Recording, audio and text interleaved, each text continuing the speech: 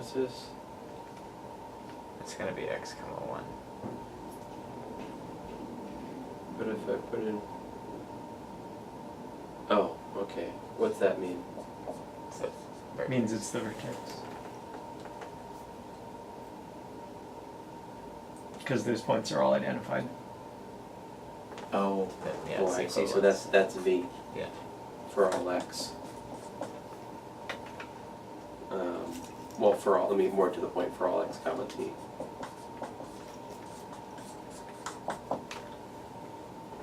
So yeah, as we suspected, the a cone is a contractible space because the identity map is null homotopic to the constant map at the vertex.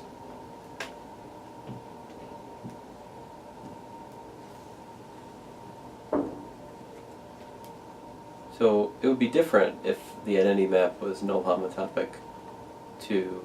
Would it be different if it was null homotopic to the constant map at any point? I mean, it's just that there exists a point that is null homotopic to the constant map at that point, right? Yeah. Our definition of contractible wasn't that it has to be null homotopic to the constant map at any point. So the fact that it's a special point doesn't change anything. Sorry, just talking. In fact, that might be, a stronger criterion. The theorem we had earlier essentially was saying that it's null homotopic to any point, f of x not, right? Right. And furthermore that it fixes it at that point everywhere. Right. So what was that? It seems like forever ago that we Theorem proved that. 1.6. It was the third part of it. Well, that's for this then. Oh, yes, but that is in one of the nicest of all possible contexts, in the end sphere. But yeah, that's why, exactly, that's why it's such a special context. Ah, thank you. I do appreciate that theorem more now that it brings back there. Thank you, thank you. All right, well, you'll forgive me if I read from the moment from now until our end. So, it says the next result shows that contractible spaces are the simplest objects in H-top, the homotopy category, right? So a space X has the same homotopy point, a space X has the same homotopy type as a point if and only if X is contractible. So, That was the definition I was thinking of. yeah. Now it's a theorem. Yeah. And so the proof is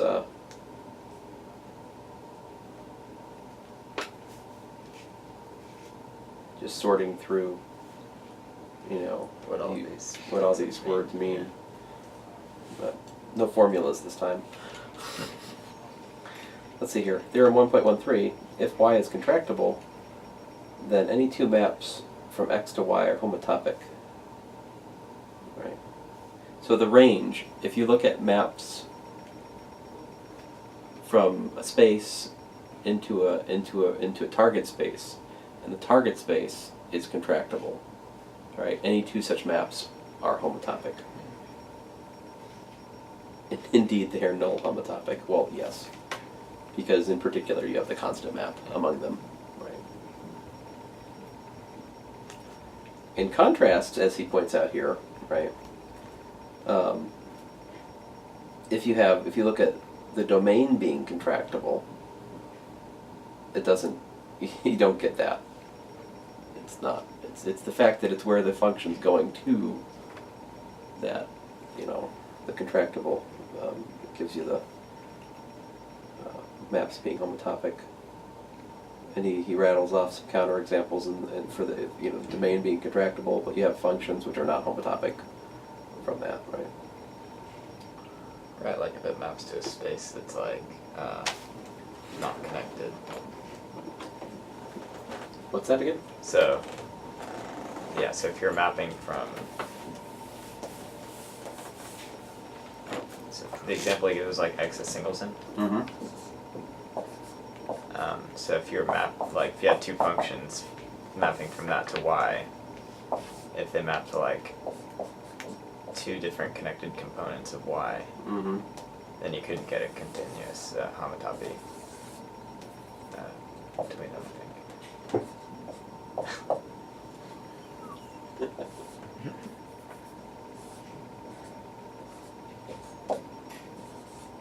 So you're saying it's clear that F is not homotopic to G in such a Intuitively, yeah. such a scenario. Probably pretty easy to show. Hmm.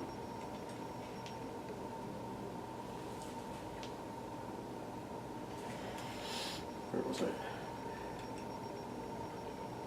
Ah. That is a. He says, however, this result is true when combined with the connectivity hypothesis. Exercise 1.19. Space X is path connected if and only if every two constant maps from X to X are homotopic. If X is contractible and Y is path connected, then any two continuous maps from X to Y are homotopic. Yeah, so exercise 1.19 number 2, you know, that scratches the itch here. You know, what does it take for contractibility in the domain to force homotopy between maps? You need path connectedness, or at least path connectedness in the target space will suffice to guarantee homotopy. So then the next section here is on, of course, paths and path connected, right? We have talked about this a fair amount before. So for him, a path is a mapping from the unit interval into the space, right? To say a space is path connected means you can take any 2 points in space, find a path, which is a continuous map from the unit interval to the space, such that it goes from one point to the other, and stays in the space, right? So in particular, if X is path connected, that implies it's connected. Connected meaning, you know, if space is connected, if there doesn't exist a separation for the space, there doesn't exist a two sets whose union is a space and yet are disjoint. So there's no separation, right? And he proves there path connected implies connected. Then he gives the standard example of the sine 1 over x space, which is a nefarious example waiting to devour Go-to. unknowing topology students. But that is the awful example of something which is connected and yet not path connected. The trouble being with the continuity. It's hard to get from the oscillation point there to the stupid line segment in a continuous fashion, basically. Don't ask me to work that out. It's been a while. I do believe I worked that out in grad school, and I don't believe I liked it. Anyway. Or maybe it's something stupid. I mean, maybe 1.7 shows you.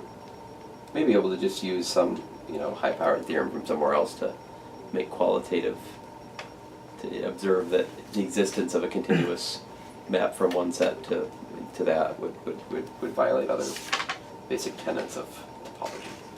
Anyway, these exercises are, of course, as always, good to do. Then, I gotta try to wrap it up here, but so the rest of this chapter, basically, what's he talk about? You know, locally path connected. Talks a little bit about deformation retracts. I think, you know, corollary 1.20 on page 28. If X is locally path connected, then the components of every open set can coincide with path components. In particular, the components of X coincide with the path components of X. So if X is connected and locally path connected, X is path connected. Alright, that's a nice kind of finishing thought there. And so he talks a little bit about deformation retracts. If you have A as a deformation retract of X, then A and X have the same homotopy type.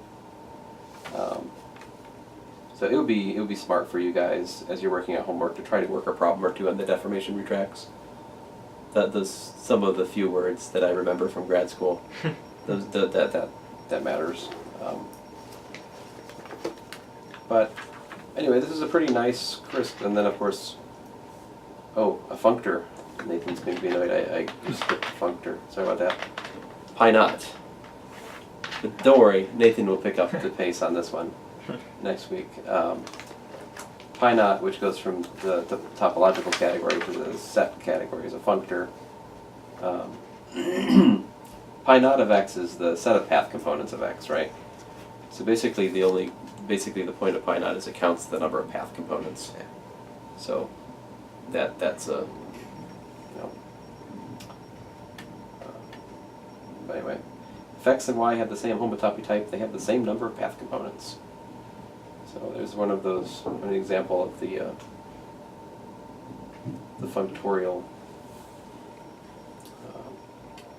property we were talking about last time.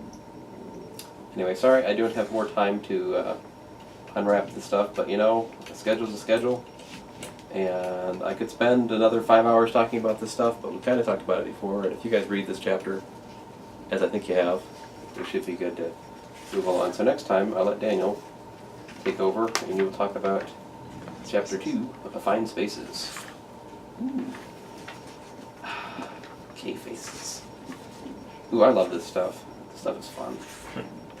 So, don't be like me. Try to decide what's most interesting and make sure you have time to talk about that.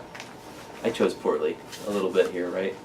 It could have been more fun to talk about the last couple pages more, and some of the basic stuff we proved less, but I try to prove some things in here in detail because it's important to do details, but we can't do all the details because we don't have 3 semesters.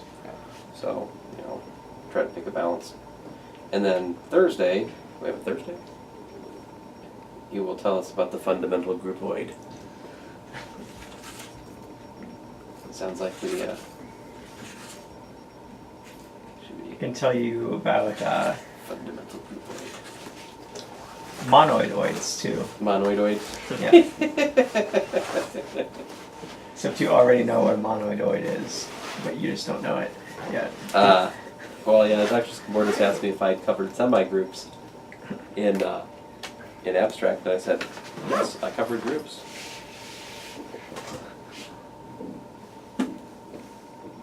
So.